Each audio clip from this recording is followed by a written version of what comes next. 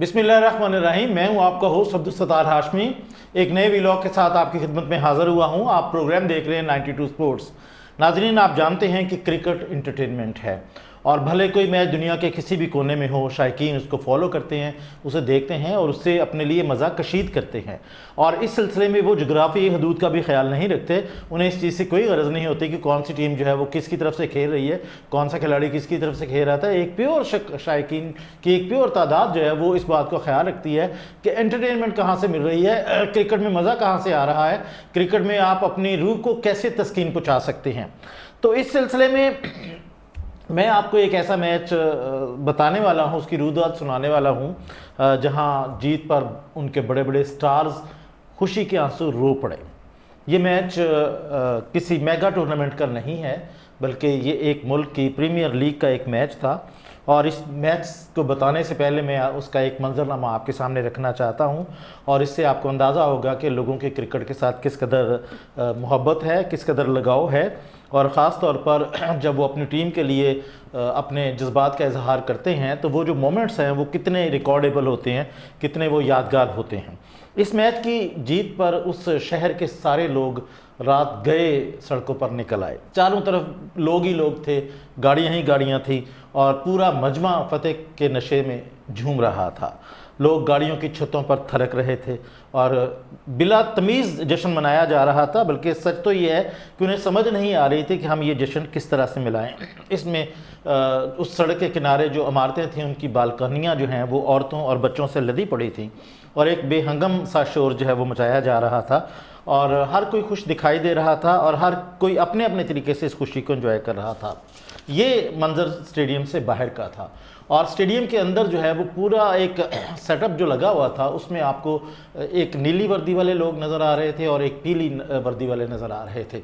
नीली वर्दी वाले जो हैं वो खुशी से झूम रहे थे और पीली वर्दी वाले जो हैं वो गम से नडहाल थे। यूँ समझ लें कि वो ढूंढ रहे थे ज़मीन में कोई जगह जहाँ उनको पनाह मिल सके। और जो जीतने वाले थे नीली यूनिफॉर्म वाले, वो हवा में उछल रहे थे और उनका बस नहीं चल रहा था कि वो किसी तरह से भी उछलकर अपनी टीम के पास पहुंच जाएं। नाज़रीन, इस मैच में जिस टीम ने पहले बैटिंग की थी उसके 218 रन बने थे और उन्होंने जीतने के लिए 219 का हदफ दिया। और दूसरी जो टीम खेलने आई उसमें उनका जो कप्तान था वो बड़ा ही समझदार, बल्कि दुनिया का बेहतरीन समझदार कप्तान था, लेकिन बदकिस्मती से वो आखिरी गेंदों पर अपने रन्स पूरे ना कर सके।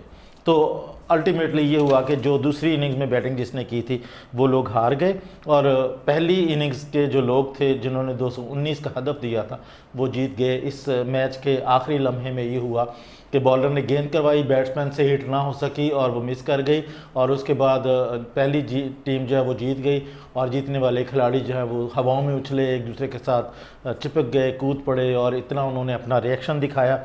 जबकि हारने वाली टीम के समझदार कप्तान जो हैं वो सर झुकाकर ग्राउंड से बाहर चले गए, बल्कि स्टेडियम से ही बाहर चले गए।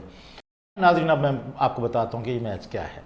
ये मैच भारतीय IPL जो हो रही है प्रीमियर लीग उसका ये मैच था। ये मैच RCB और चेन्नई सुपर किंग्स के बीच में था। RCB की जो क़यादत है वो फाफ डुप्लेसिस कर रहे थे और उसमें विराट कोहली भी हैं, जबकि चेन्नई सुपर किंग में SM धोनी जो है वो उसको लीड कर रहे थे और वो उन दोनों का मुकाबला था। और इन दोनों मुकाबलों में हुआ ये कि RCB ने जो है चेन्नई सुपर लीग को शिकस्त देकर प्ले ऑफ के लिए क्वालिफाई कर लिया। और जो बिल्कुल पूरी दुनिया कह रही थी कि जो चेन्नई सुपर लीग है वो क्वालिफाई कर लेगी और वो चौथी टीम होगी, लेकिन आखिरी लम्हों पर ये फैसला बिल्कुल उलट हो गया और जो सुपर किंग्स हैं वो बाहर चले गए और उसके मुकाबले में जो RCB है वो आगे चले गए।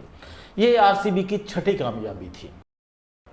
इस मैच के बाद दोनों टीमों के पॉइंट्स 14-14 हो गए थे, लेकिन इस मैच के नतीजे में RCB का रन रेट जो है वो ज़्यादा बेहतर हो गया और सुपर जो किंग्स थे उनका रन रेट नीचे चला गया और इसके साथ ही वो प्ले ऑफ की कैटेगरी से भी बाहर हो गए।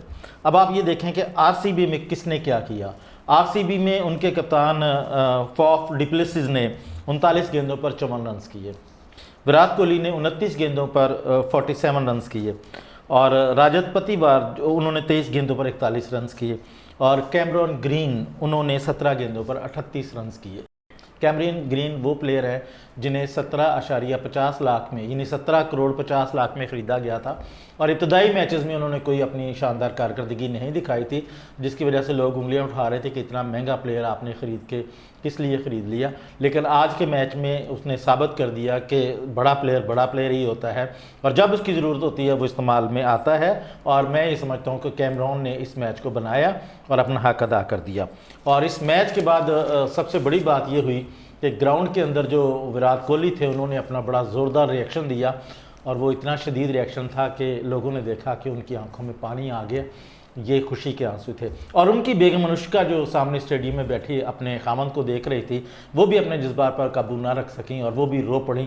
तो इस तरह से दुनिया स्टार्स का ये बेहतरीन जोड़ा जो है वो अपनी इस कामयाबी पर खुशी से आंसू बहा गया और रो पड़ा। ये एक जज्बात के इजहार की इंतहाई शक्ल होती है। अच्छा, अब आप ये देखें कि विराट का या अनुष्का का रोना, जो जज्बाती रोना है, या MS धोनी का दिलगीर होकर इस स्टेडियम से बाहर चले जाना, ये क्या साबित करता है? ये साबित करता है कि ये लोग अपने काज के साथ कितने कमिटेड हैं, ये अपने काम के साथ कितने कमिटेड हैं। इन खिलाड़ियों को, दोनों टीमों के खिलाड़ियों को करोड़ों में ख़रीदा गया, और उस एग्रीमेंट में ये नहीं लिखा कि हमने आपको 17 करोड़ में ख़रीदा, 20 करोड़ में ख़रीदा है, 24 करोड़ में ख़रीदा है। ये नहीं लिखा कि इतना ख़रीदने के बाद आपने कारकर्दगी दिखानी है। कारकर्दगी मशरूत नहीं है, ये खिलाड़ी का अपना है कि वो किस तरह से दिखाते हैं।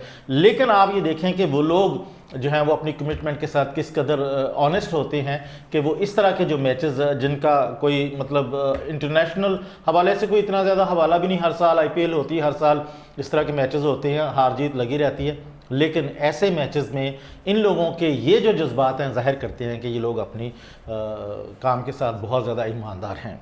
अब मैं आपको एक बताता हूँ कि इस पूरे मैच में कुदरत ने क्या किया। कुदरत का भी एक निज़ाम होता है।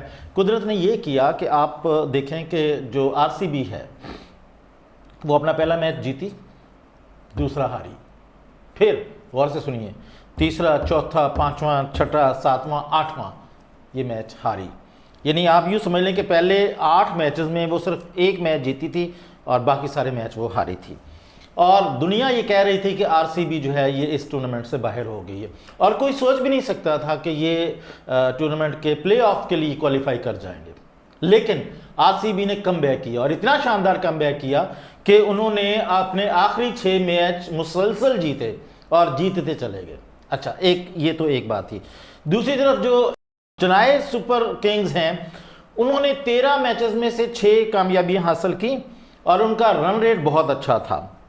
और एक मज़े की बात यह है कि इस मैच में अगर तो RCB 18 रन से जीतती तो वो क्वालिफाई करती, और अगर वो 18 रन से कम पे जीतती तो वो क्वालिफाई नहीं कर सकती थी। लेकिन कुदरत ने कैसा निज़ाम बना दिया यहाँ पर उनके लिए कि वो 27 रन से जीते, और उसके मुकाबले में जो CSK यानी कि चेन्नई सुपर किंग्स जो थे, वो एक तो ये कि अगर वो जीत जाते आज का मैच तो वो जो प्लेऑफ के मैचेस में वो दूसरी पोजीशन पर होती, और दूसरा ये कि अगर वो हार जाते लेकिन 201 रन बना लेते तो भी उन्होंने क्वालिफाई कर लेना था।